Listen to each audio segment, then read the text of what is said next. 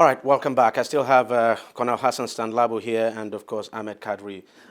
Let's now look at this herdsman crisis. Look at what happened in Benue State. New Year's Eve. I mean, it's. That incident. Some people would say it was just one too many. Why is it difficult to deal with these herdsmen issue? I'll start from you. I don't want to say it's difficult. The federal government is foot dragging. And to my mind, it's based on sentiments. Sentiments we should do away with and secure the lives and property of Nigerians. So until such a time we discard of those sentiments and do the needful, we'll continue to see. Now, sentiment in what sense? Could be religious, could be ethnic, whatever they are, we should do away with them. Do you share the view that, because, I mean, we've heard this, people have said, well, because the president is of a particular tribe, is a Fulani man, that it's difficult for him to go after these herdsmen who are mainly Fulanis? That's the impression most Nigerians have. So he has to, we elected him as a president. And this issue has gone on for so long, and everybody holds that view. So he should disabuse the minds of Nigerians and make objective decisions regarding this, because the buck stops at his table. He swore an oath to protect lives and property, and lives and property are being decimated as we speak. But let's talk about the core security issues. Now, what naturally will be the challenge for security agencies to deal with this? Especially considering the way these herdsmen operate. Because I've heard people say, oh, why not declare herdsmen the terrorist group, a banned group, the way you did with IPOB or Boko Haram. But one thing is certain. It's difficult to classify a group of people as herdsmen, because let's face it, it's not as if there's an organization somewhere known as herdsmen. It's not as if they have any known address. And truth be told, not all the herdsmen you see around are actually killers, so to speak.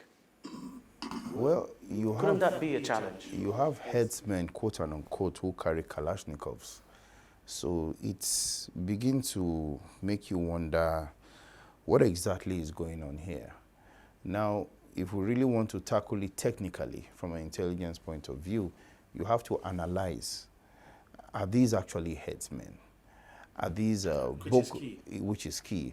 Are these Boko Haram terrorists masquerading as herdsmen? Are these foreign terrorist groups that we've not heard of who are strategizing in such a way? Because this thing has gone around the country. It's a balanced spread right now. Now, is this a coalition by a group we do not know about to spread instability all around the country? I remember the worst attack was actually, I think, in Zamfara. In Zamfara, yes. Zamfara, yeah. I mean, is this a strategy to create discord between ethnic groups in Nigeria and start up a civil war, so to speak?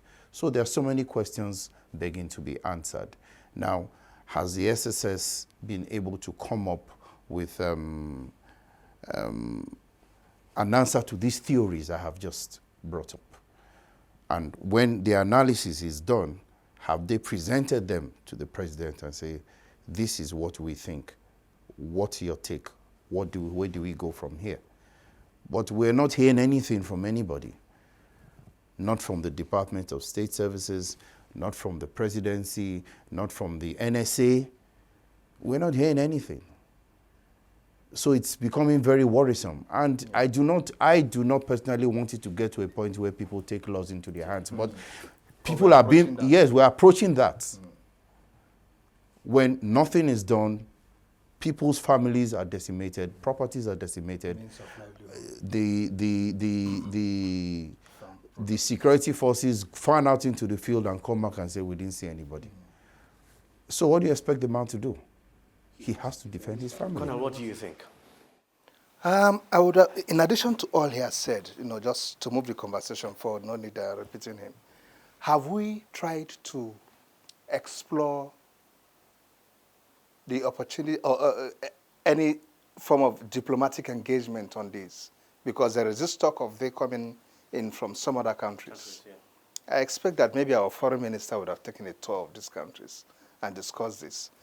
A team, the foreign minister, the chief of defense staff, and some other, they move in and discuss this with these sister countries around us. Because we know how destabilized most of these countries are. They are permanently in one war or the other. And so these are, do I call it fallouts and things like that, you know. And when this guy is probably there, for herdsmen to move around with weapons is no big deal. It's the norm. It's the norm. In Chad, Niger, and so on, it's the norm. It's here that our herdsmen, our own Fulanis, are with sticks. That's how we grew up knowing them.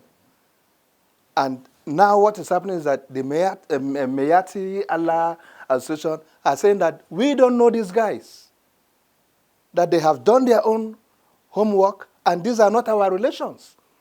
They are not Nigerians. They've done their auditing in the various communities. They said these guys are just, you know, damaging their reputation on ground, that they are very friendly with their communities. But today everything has changed because the communities see them as Fulanis, and it ends there. And then just like he rightly said, the seeming inaction from the presidency and so on leaves this impression of complicity, okay, between the politicians or the rulers or our leaders and the Fulanis. Because, I mean, how do you exonerate it? A situation where there is this general impression that the president is from that same ethnic grouping, and the president is the President General of Mayati Allah, or used to be, You know, all this, and the president we know, frankly speaking, is not somebody who we can link to such things. We all know him very well. I mean, it's not given to all this, but yes, but in the absence of proper explanations coming out, the people are free to begin to take to whatever impressions they want to have. Another thing I want to ask, why is it that in some of the attacks that we have seen, even in the case of Benue, for instance, the governor said the intelligence was out there and that he actually gave the information out to the security agencies. In Enugu too, when it happened, in Nimbo, same thing. I mean, that the intelligence was out even weeks before the attack, but these guys are always one step ahead of the security agencies. Why? That's really funny. And in each of all these states, besides the main physical security, we have our DSS who normally work on the ground and so on. We have the police. Yes, yes, and then of course the police and so on. So we're going to say there is this conspiracy amongst all the intelligence agencies to, you know... and that is quite unlikely. It's quite unlikely. It's quite unlikely. I don't think the intelligence bodies... Let me start from the top. The Department of State Services has local government offices in all the local governments of Nigeria. Now, if the intelligence comes to ex-local government and the personnel in charge there that he forwards it to the appropriate authorities. Basically, at the end of the day, it ends up on the president's table. So at that local level, the person there can't do anything. He can't do anything. His own is to report it. He has done his job. He has forwarded it. It has gone through all the... If there's no directive from the top, he sits down. There's nothing he can do. He can't deploy. He cannot be queried because he has done his job. You can query him if he did not send the report.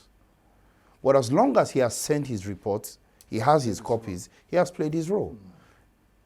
It's now left for the orders to come from Abuja to say, okay, this is what is going to happen. Because, I mean, let's face it, the truth is that if there's proper intelligence gathering, most of these attacks could actually be prevented before they happen. Yeah, of course. The truth is, in fairness, I'm not saying this because I'm biased. In fairness, these intelligence reports get to the end users on time. Now, what are these end users doing with the intelligence reports they get? You cannot fault, they've done their jobs, so it's left for you, my boss, to give me the go-ahead on what next to do. Yeah. He cannot speak out of turn. He's done his job. There's something that worries me about this, and it keeps coming up. It keeps coming up. This issue of self-defense. If something is not done, and done probably urgently, don't you foresee a situation where people might just have to resort to self-defense? Because, I mean, you don't expect the people to continue to sit down and get killed, and then they do nothing about it. He said it here. That's just taking the laws into your hands. People will do it. People will do it. Like I said, we're already approaching that stage. We are gradually approaching that stage. You know, gradually we're approaching that stage. On a similar platform like this yesterday, I answered the same question. We are gradually approaching that stage, my brother, frankly speaking. So it means that government has to step in immediately. Far tougher lines of actions have got to be taken. How many of these armed headsmen do we have under our custody now as we speak? That have been arrested. Good. What is the level of sanctions that have been visited on them? Is it that we now take them to these normal regular courts where we speak grammar for 5 years and 10 years and every day the man is on awaiting trial? Or we have an accelerated means of their trial. Under 3 weeks, 2 months is done and the man begins to face the music? If we confirm they are foreigners, have we taken steps towards repatriating them back and telling their government what we think they are doing here so that their government too will sit up and know their citizens are embarrassing them here? And that's why I was asking that question, have we explored the diplomatic angle to this in addressing this issue? Have we? Have we taken a tour of some of these countries? Have we discussed with the relevant ministers? Are their presidents in the know? Every day Cameroon deports Nigerians here. It's always in the news. How many Cameroonians have we also sent back? Maybe there are no Cameroonians in Nigeria. No, it's really not funny. Frankly speaking, we just sit down and play this Big Brother thing and we are dying in silence and going. People were Big Brother. We are dying and going. And then can we take a look or revisit this ECOWAS protocol on trade and Free trade and free movement and see how, it's a good idea. yes, and see how it affects our national security. We need to sit down and look at it again. After all, Britain just opted out of EU. Your national interest comes first. We'll sit down and look at this. You can't be dying in the name of Big Brother. If it doesn't suit us, we say no. After all, is ECOWAS not asking us to drop our Naira and Koba and go into some union where all these countries whose money don't worth anything will start, who would opt for such things? We pulled out of that monetary arrangement. So it's the same thing. Okay, Mr. Kadri, for you, when you take a look at the crystal ball, what do you think would be the biggest security challenge that Nigeria may confront this year? Is it I think they are. I think they are on several fronts.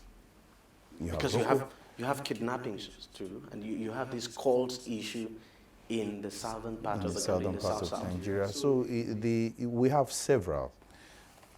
We have Boko Haram. Let's start with the obvious ones. We have Boko Haram.